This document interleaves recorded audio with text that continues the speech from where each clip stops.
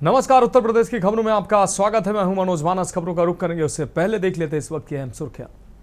रोजगार महाकुंभ में सीएम योगी का ऐलान। अब यूपी में हर युवा को न्यूनतम वेतन की गारंटी। सरकार उठाएगी अतिरिक्त खर्च।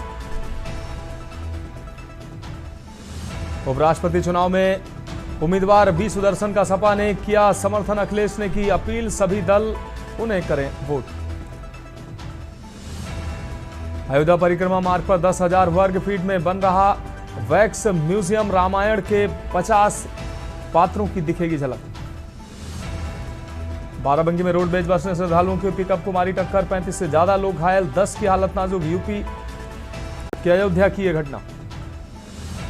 यूपी में आईपीएस अफसरों की तैनाती में फेरबदल। 5 आईपीएस अफसरों के तबादले। निकी हत्याकांड में नया वीडियो आया सामने। हत्या का आरोप लगाने से कुछ घंटे पहले साथ थे दोनों परिवार। आप देख रहे हैं के न्यूज, खबरों का सारथी। और अब खबरें विस्तार से। हम खबर से बुलेटिन की शुरुआत करेंगे। उत्तर प्रदेश के मुख्यमंत्री योगी आदित्यनाथ ने मंगलवार को लखनऊ में आयोजित रोजगार महाकुंभ में घोषणा की है कि प्रदेश में कार्यरत हर युवा को न्यूनतम वेतन की गारंटी दी जाएगी। उन्होंने कहा कि अब कोई भी कंपनी या नियोक्ता अपने कर्मचारी का शोषण नहीं कर सकेगा। नियुक्त करने वाले संस्थानों को न्यूनतम वेतन देना अनिवार्य होगा और इसके अतिरिक्त होने वाले खर्च की जिम्मेदारी सरकार संभालेगी।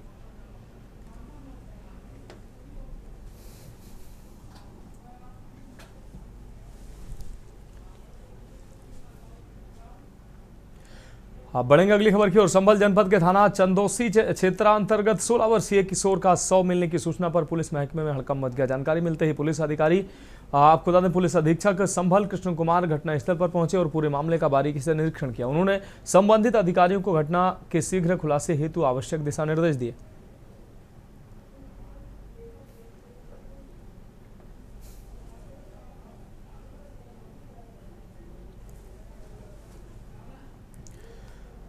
बढ़ेंगे अगली खबर की ओर। पीलीभीत के थाना सोहरामऊ उत्तरी क्षेत्र के ग्राम गदिहर फतेहपुर रोड पर एक बाघ जंगल से निकलकर खेतों में टहलता दिखाई दिया। राहगीरों ने बाघ का वीडियो बनाकर सोशल मीडिया पर वायरल कर दिया। ग्रामीण पिछले कुछ दिनों से बाघ की दहशत में जीने को मजबूर हैं।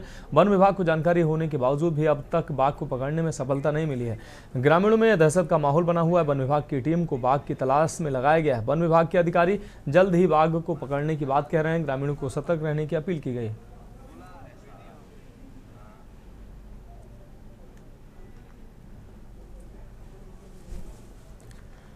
बढ़ेंगे अगली खबर की ओर। इस बार जल अपना तांडव मचा रहा है, लेकिन वहीं एक ऐसी घटना भी सामने आई जो इतिहास में इससे पहले कभी घटित नहीं हुई है। दरअसल बंधवा के हनुमान जी ने चौथी बार स्नान किया, जो एक अद्भुत संयोग है। आज महिलाओं का तीज का पावन व्रत भी है, जिसको लेकर महिलाओं में अद्भुत उत्साह दिखाई दिया।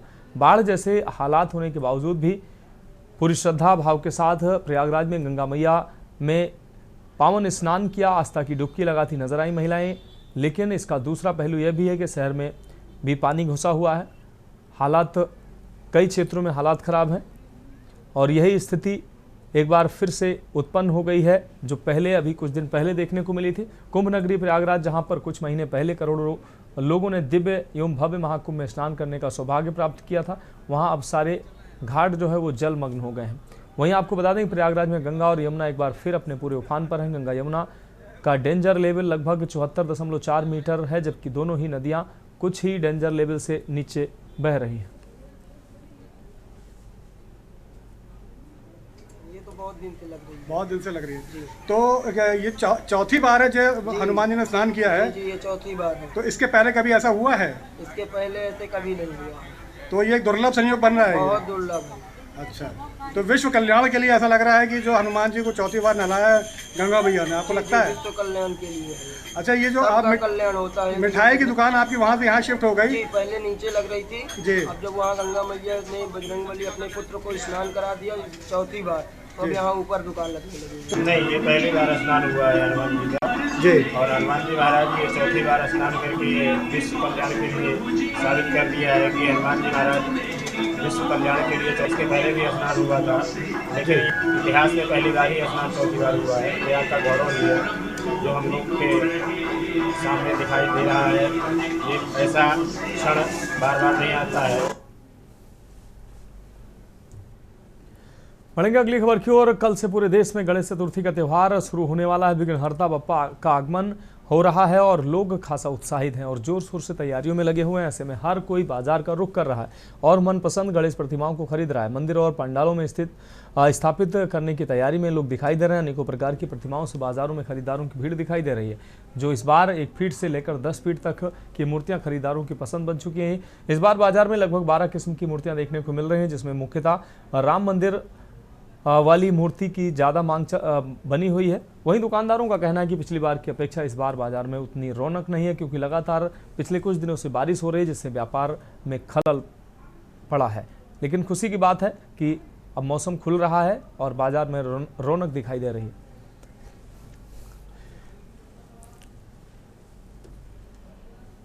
भव्य त्योहार है।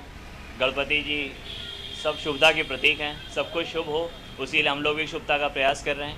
पिछले कई वर्षों से लगातार हम स्थापना का कार्यक्रम कर रहे हैं। हमारे इंदिरा नगर से हम लोग कार्यक्रम करते हैं और आप लोग सब, आपके दर्शक सब लोग आमंत्रित हैं। आइए, हर्षोल्लास से हम लोग इस कार्यक्रम को करते हैं।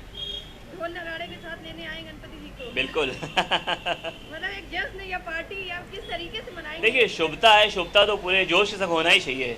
तो बिना नगाड़े के, बिना ढोल के कहाँ वो माहौल बनेगा। तो बिल्कुल ऐसा कार्यक्रम तो होना ही चाहिए। बहुत भव्य तरीके से पूजा अर्चना करेंगे और कल से हमारा चलेगा। 7 दिन के लिए हम लोग रख रहे हैं, 7 दिन के लिए रख रहे हैं। 1 तारीख को हम लोग का भंडारा होगा। क्या सोच कर आए हैं इस बार? क्या विशेष मांगेंगे गणपति जी से? नहीं मांगना क्या, भगवान जी से जो उनकी इच्छा होगी वो देंगे। वो तो सभी को देते हैं, हमको क्या देंगे वो।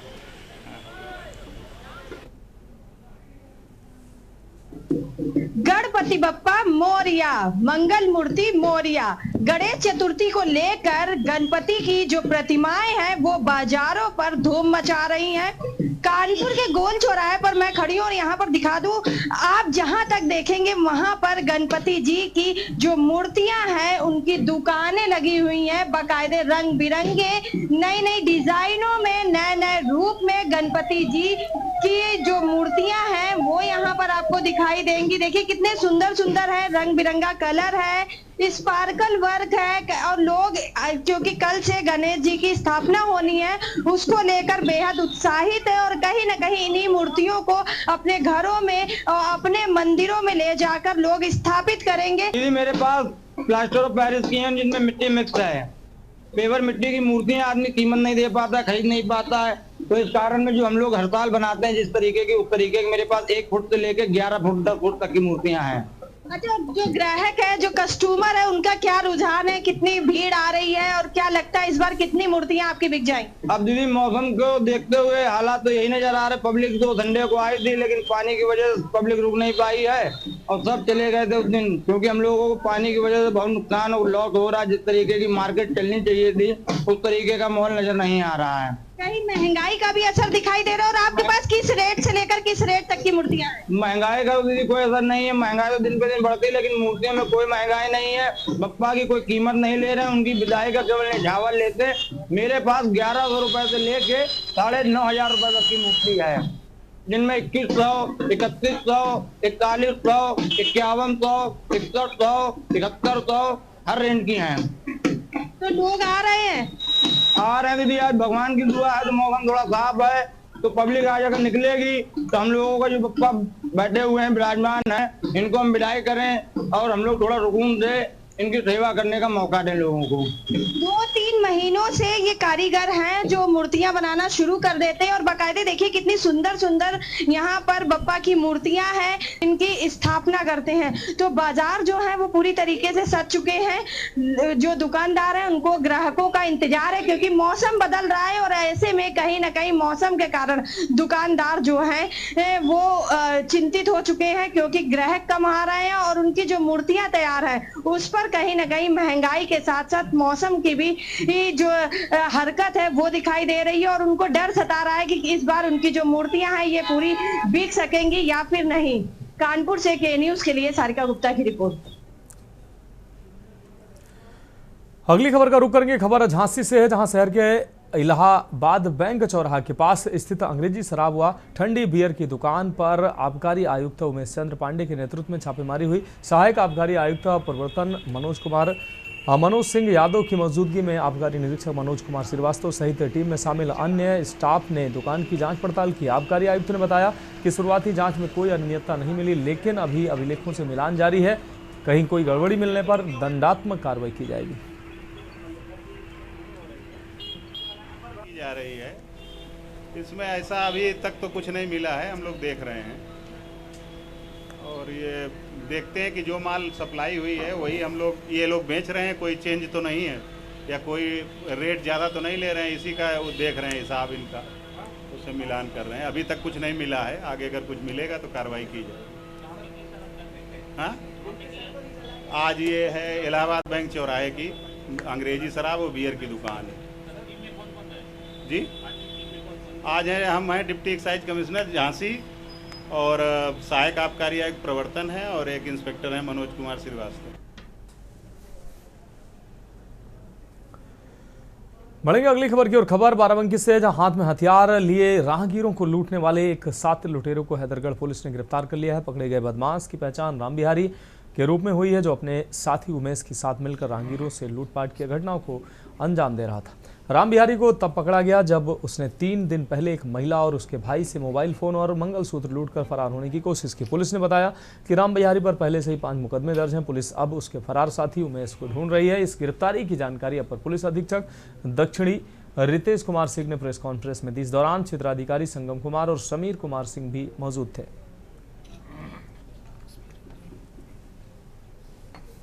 23 अगस्त 2025 को थाना हैदरगढ़ अंतर्गत लक्ष्मणगढ़ नहरकोठी के पास एक महिला जो साइकिल से अपने भाई के साथ जा रही थी, रास्ते में एक मोटरसाइकिल सवार 2 व्यक्तियों द्वारा उनसे मंगलसूत्र, मोबाइल फ़ोन और कान की बाली जो है छीन कर भाग गए थे। इस घटना के संबंध में थाना स्थानीय को सुसंगत धाराओं में अभियोग पंजीकृत किया गया था और इस घटना के अनावरण हेतु तो पुलिस अधीक्षक महोदय द्वारा टीमों का गठन किया गया था। गठित टीमों द्वारा घटना का सफल अनावरण किया गया है तथा घटना में शामिल अभियुक्त राम बिहारी पुत्र थनई निवासी गौरी थाना लोनी कटरा को जो है गिरफ्तार किया गया है। इसके कब्जे से घटना में प्रयुक्त मोटरसाइकिल, मंगलसूत्र और जो छीना गया एंड्राइड फ़ोन उसे बरामद किया गया है।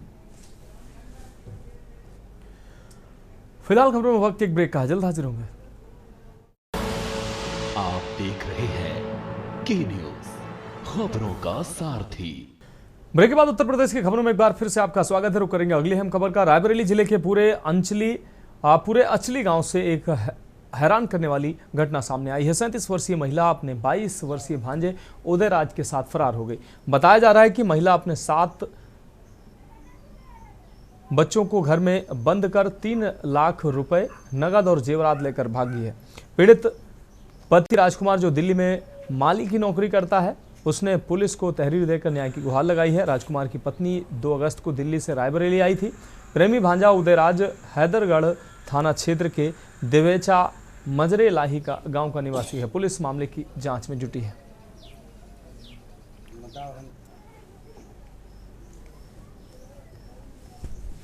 सर, हमारी बीवी हमारे भांजे के साथ भाग गई, 3 लाख रुपए लेके और पूरी जेवर लेके भाग गई।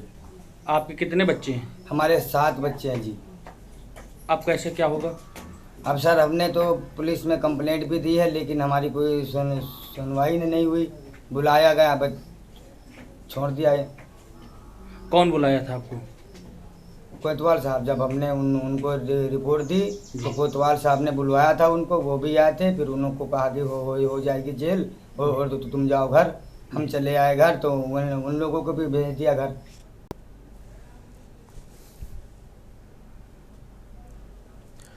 औरैया जिले के जिला पूर्ति कार्यालय में भारी अनियमितताओं और लापरवाही का मामला सामने आया है। रोजाना 20 किलोमीटर साइकिल चलाकर आने वाले राजेंद्र कुमार जैसे कई लोग राशन कार्ड बनवाने की उम्मीद में चक्कर काट रहे हैं, लेकिन उन्हें सिर्फ आश्वासन ही मिल रहा है। कार्यालय में दलालों का दबदबा है और अधिकारियों की टालमटोल ने हालात को और बिगाड़ दिए हैं। महिला नीतू की 2 बार रिपोर्ट लगने के बावजूद उसका राशन कार्ड नहीं बन पाया है। मीना समेत कई लोग महीनों से दर-दर भटक रहे हैं, लेकिन कोई सुनवाई नहीं हो रही है। जनता की परेशानी के बावजूद जिम्मेदार अधिकारी सब कुछ जानते हुए भी चुप्पी साधे बैठे हैं। ये मामला प्रशासनिक उदासीनता और भ्रष्ट तंत्र की ओर इशारा करता है, जिससे आम नागरिकों का भरोसा डगमगाने लगा है।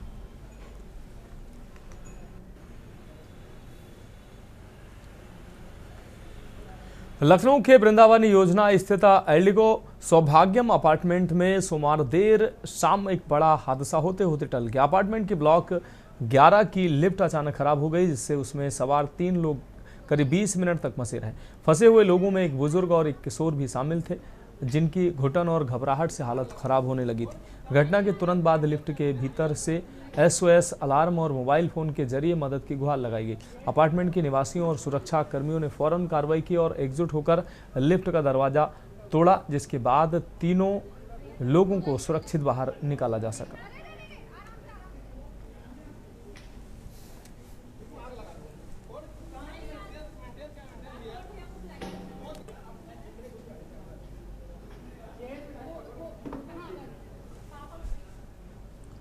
बढ़ेंगे अगली खबर की ओर। लखनऊ में सरकारी जमीन से अवैध कब्जा हटाने गई नगर निगम की टीम और एक किसान परिवार के बीच बड़ा विवाद हो गया। मोहनलालगंज के मस्ते मऊ गांव में 1 करोड़ रुपए की सरकारी जमीन पर कथित तौर पर अवैध कब्जा था।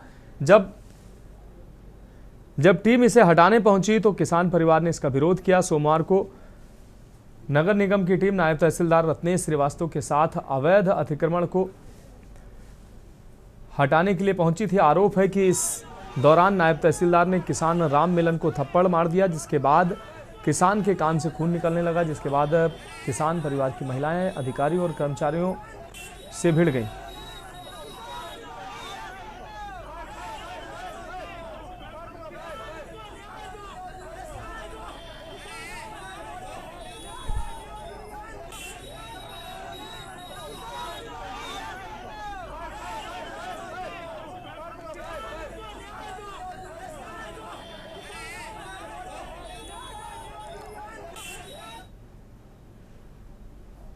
बढ़ेंगे अगली खबर की और खबर कौशाम्बी से, जहां सिराथू तहसील के उप निबंधक कार्यालय का निर्माण को लेकर अधिवक्ताओं की नाराजगी सड़क पर आ गई है। भवन निर्माण के लिए चिन्हित भूमि के विरोध में प्रदर्शन करते हुए अधिवक्ताओं ने प्रदर्शन कर तहसीलदार सिराथू अनंतराम अग्रवाल को ज्ञापन सौंपा है। तहसील अधिवक्ता संघ के अध्यक्ष बालेंद्र धर द्विवेदी ने प्रदर्शनकारी अधिवक्ताओं का नेतृत्व करते हुए संगठन का पक्ष रखा। उन्होंने बताया कि प्रशासन ने पूर्व में भी संघ को रजिस्ट्री दफ्तर निर्माण के लिए भूमि चिन्हित कर प्रस्ताव भेजते समय अधिवक्ताओं को भरोसे में लेने का आश्वासन दिया था। इसके बावजूद SDM सिराथू ने संघ को भूमि चिन्हित करने संबंधित कोई जानकारी नहीं दी जा रही। अधिवक्ताओं ने नगर पंचायत परिसर में स्थित रजिस्ट्री दफ्तर को करीब 3 किलोमीटर दूर शिफ्ट कराने की कोशिशों पर नाराजगी जताई है। कहा, चिन्हित स्थान पर कार्यालय भवन निर्माण से अधिवक्ताओं सहित सभी को असुविधा होगी, इसलिए प्रशासनिक अधिकारियों को हठधर्मिता छोड़कर तहसील परिसर के आसपास से ही रजिस्ट्री ऑफिस स्थापित करना चाहिए।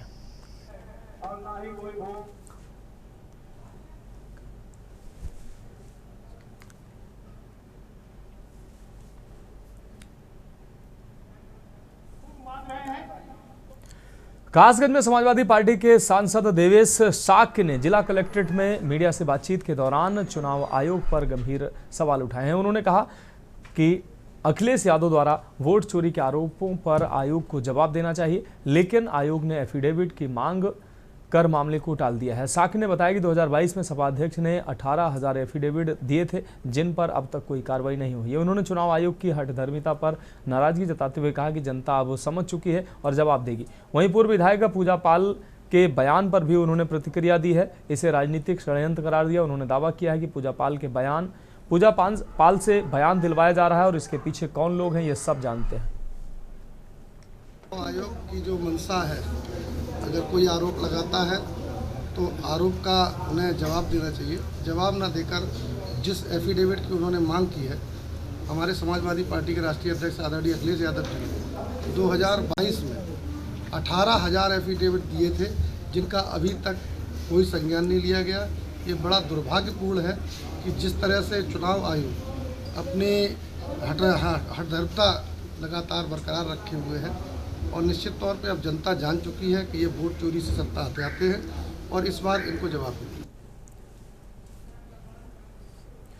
फिलहाल उत्तर प्रदेश की खबरों में अभी के लिए मेरे साथ इतना ही। मुझे दीजिए इजाजत और आप देखते रहिए के न्यूज़ इंडिया।